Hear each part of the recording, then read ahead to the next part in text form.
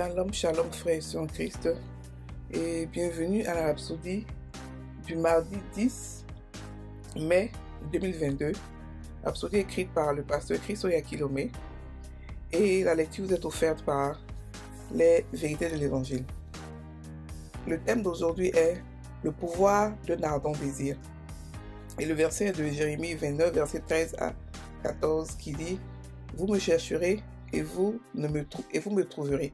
Et si vous me cherchez de tout votre cœur, je me laisserai trouver par vous, dit l'Éternel. » Alléluia.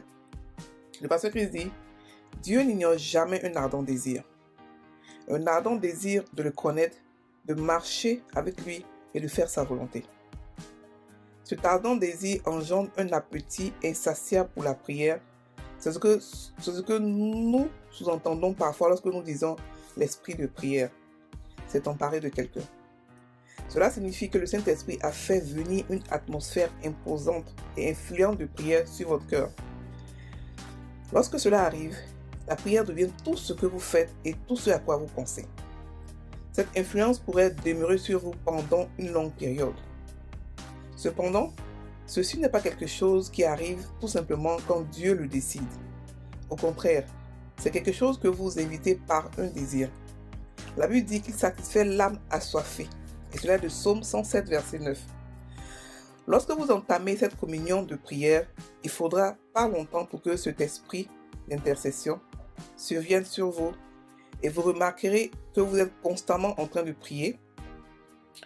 De temps à autre, l'esprit vous inclinera vers ses propres motivations, ses visions, ses plans et ses desseins, vers les choses qu'il a à cœur et qu'il veut accomplir.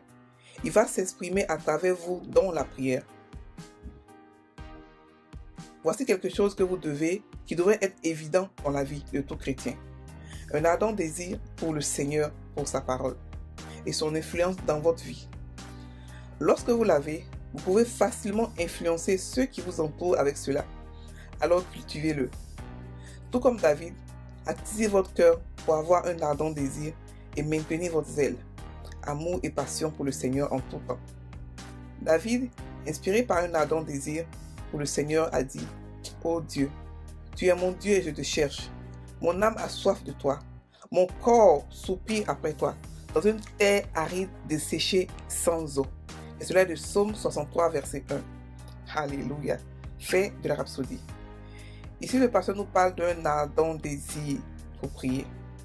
Et il dit que le psaume nous dit, le verset d'ouverture nous dit que si nous le cherchons, il se laissera trouver. Si nous le cherchons de tout notre cœur, il se laissera trouver. Parce que Dieu marche avec le cœur. Et de temps en temps, on a quelque chose qu'on appelle l'esprit de prière qui descend sur nous. Mais ça ne descend pas parce que c'est descendu simplement parce qu'il faut descendre. Donc ça descend par un ardent désir.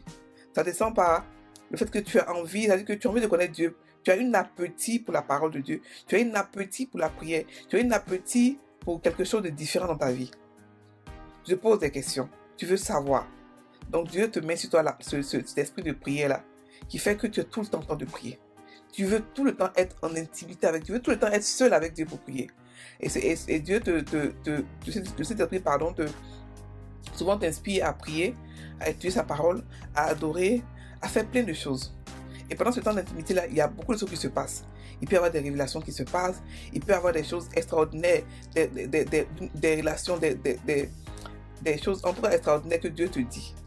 Et ce moment-là, il faudrait qu'on le cultive, il faudrait qu'on le cherche, il faudrait qu'on le cultive.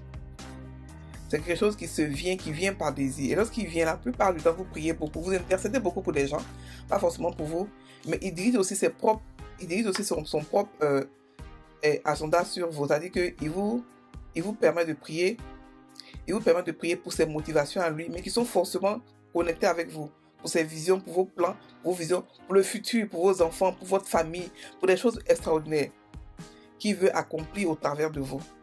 Donc, il vous incite à prier, à dire des choses, à vraiment avoir une intimité avec lui. Et c'est à ce moment-là que vous commencez à connaître réellement le Saint-Esprit. C'est à ce moment-là que vous connaissez, il vous parle plus. Il vous parle plus. Donc ce désir-là vous envoie vers l'intimité avec le Saint-Esprit. Et cela, tout chrétien doit l'avoir. Tout chrétien doit l'avoir. il n'y a pas, personne n'est mort pour nous à part Jésus. Aucun pasteur, aucun homme de Dieu, aucun dirigeant spirituel n'est mort pour nous. On est vrai, dirigé par des pasteurs, par des dirigeants spirituels, tout ça, mais nous devons avoir notre propre intimité avec Christ. Parce que lorsque Dieu veut nous parler des choses qui nous concernent à nous, il ne passe pas par quelqu'un d'autre, à part vous d'abord. Il passe par vous d'abord, avant que quelqu'un d'autre puisse confirmer cela. Il vous dit à vous des choses concernant votre vie. Pas un pasteur, pas un ceci. Et souvent, mais il vous dit ça à vous et il dit pas ça à votre pasteur parce qu'il veut que vous ayez avec lui une intimité spéciale qui ne dépend de personne d'autre à part lui seul. Et c'est ce que ce désir a dans la fait. C'est ce que son influence de prière fait pour vous. Ça crée avec lui une intimité. Ça crée avec lui un amour, une compassion. Et vous commencez à parler, penser comme lui. Mais dans ce genre de moment aussi, il faut aussi écouter sa voix. Non seulement écouter sa voix, mais écouter aussi sa voix aussi à travers la parole. Parce que on peut prier pendant des années, mais ne pas connaître la parole, c'est prier. La prière ne va pas loin. Mais lorsque vous priez en connaissant de sa parole, la prière a plus d'efficacité. La prière va plus loin et votre intimité avec lui aussi change. Alléluia. Donc, frères et sœurs en Christ, je vous exhorte à pouvoir soupirer après le Seigneur, à pouvoir avoir ce désir ardent là qui fait que vous créez une intimité avec Christ, vous créez une atmosphère de prière, une atmosphère imposante et influente de prière dans votre cœur. Et en ce moment-là, les choses que vous dites, que vous faites, se réalisent rapidement. En ce moment-là, vous devenez réellement conscient de qui vous êtes. Vous devenez réellement conscient de votre divinité et vous devenez un dirigeant spirituel. Rien que par un ardent désir de pouvoir le connaître, par une soif de pouvoir avoir une relation, du temps de prière. Et quand cela arrive, vous aimez être seul. Vous aimez être seul, vous ne voulez pas être avec tout le monde parce que vous devez parler à Dieu. Vous avez cette soif-là de pouvoir lui parler. Vous êtes content d'être en sa présence, de pouvoir vous séparer de tout le monde, mais être dans sa présence. Alléluia. Donc c'est ce que le pasteur dit aujourd'hui. On va prendre la prière. Cher Père, tu es ma gloire. Ma joie est tout pour moi. Mon âme soupire après toi.